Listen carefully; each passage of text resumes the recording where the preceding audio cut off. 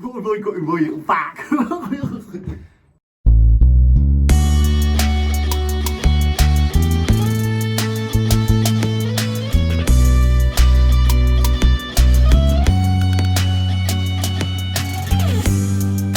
Hi. So recently I did a winter fell running gear guide. It's kind of got the basics covered. Your kind of hour-ish runs in cold conditions. I did mention having a pack, and I didn't talk about what was in the pack. So I kind of wanted to do a bit of an update that covered really cold winter runs, or longer, colder winter runs, or perhaps winter runs where you're on your own, not as a pair. So the gear changes that I might make for when it's a little bit colder, and also the what's in my bag, which I didn't mention before. So here goes. So changes to the gear that I would wear. I've been running out recently and it's definitely got that bit colder, the sort of -5 degrees C down in the village and probably more like -15 up on the tops. Probably requires a little bit more gear. Starting at the bottom and working our way up. Shoes, no different, kind of fell shoes that work as well as possible in snow and ice. I need to get myself some Innovate O-Rocks, see what they're like, but I haven't, so that's fine. Legs, I mean, I've been out, I did a mountain bike ride the other day in shorts.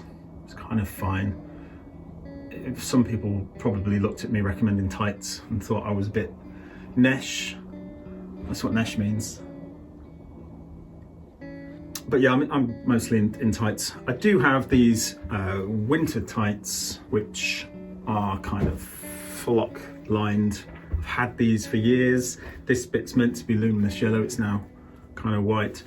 Moving up to the torso, generally speaking, I just put on 2 base layers. It seems to do the job. If it's really cold, I've got this mid layer. Don't really know what this is. Well, I know it's a Nike thing. It's kind of waffly. It's got a hood. That's quite useful, so you can kind of get all wrapped up. So do you need to upgrade your coat that you're running in? I've got a Montane Fleet, which is a heavier weight coat. It's designed for way more rain, and I do tend to choose that if it's really cold. Why do I do that? I suppose it has slightly more thermal properties. I think there's something else going on. I think there's a pneumatic effect of, you know, like a lightweight jacket flapping around. I don't think the air inside has a chance to stay there. It sort of gets flushed out like a badly fitting wetsuit. But yeah, the heavier ones I think stay less flappy, and that air I think has more chance to warm up. So gloves, a second layer is good for when it gets really cold or it's really blowy on the tops. So here I've got my regular thin running gloves. Kind of do the job most of the time, but just have something else you can put on over the top, whether that's a mitt like this, which is slightly insulated, or one of the Gore-Texy waterproof mitts. Head, nah, still buff. I might have an extra buff around my neck, keep my neck warm, but also when you get really cold, it's really useful to be able to cover up your face a bit. So you may have a mid layer or base layer with the hood. You'll certainly have a coat with a hood. You must have a hood on your coat, and then if you can get a buff up, you're minimising the amount of exposed skin, which will start to go numb when it gets really cold. So actually not that much different from a previous video, just beefing up the gear a little bit. But the most important thing is, if you are comfortable when you're running, that doesn't mean you're going to be comfortable if you get injured and stop running. So that is where the contents of your pack are really critical, especially at the moment. We're running in a pandemic. We could really do with helping mountain rescue by not calling them, if at all possible. So we need to look after ourselves and our mates if we're running with mates. And we can do that by making sure that the safety kit in our packs is suitable for the run. Right, I'm gonna sit down because I'm lazy. And I'm gonna show you what I'm currently running with in my pack.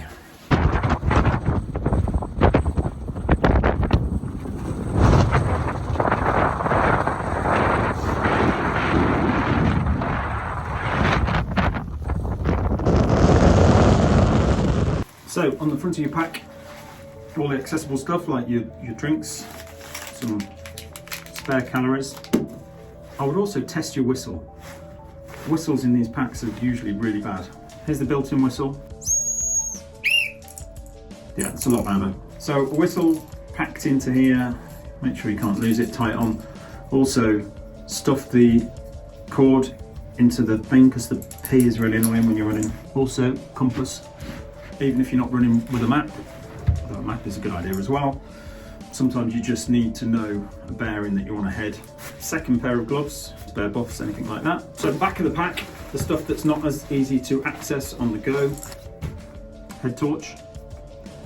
Even if you're pretty sure you're going to be back in daylight, but it's the afternoon or early evening, they don't weigh much. Just take one anyway. You can always use them to signal people. So this is a super lightweight shelter that Shane only recommended for Cape Wrath is like the minimum thing you need to carry.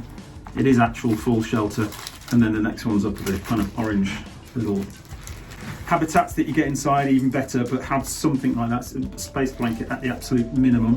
First aid, I think this has been ransacked, so I'm not going to go through the contents. Fairly up to date first aid kit is useful, you never know. And then a fairly critical addition to your running pack is one of these, and it's a stuff sack with a roll top. It's waterproof. Most running packs, all running packs aren't waterproof, and there are some things that you really don't want to get wet. So get one of these, they're not particularly expensive. Outkit do some, I ended up getting this Sea to Summit. Really useful. What have we got? Well, in here I have waterproof trousers. These are Montaigne's Podium.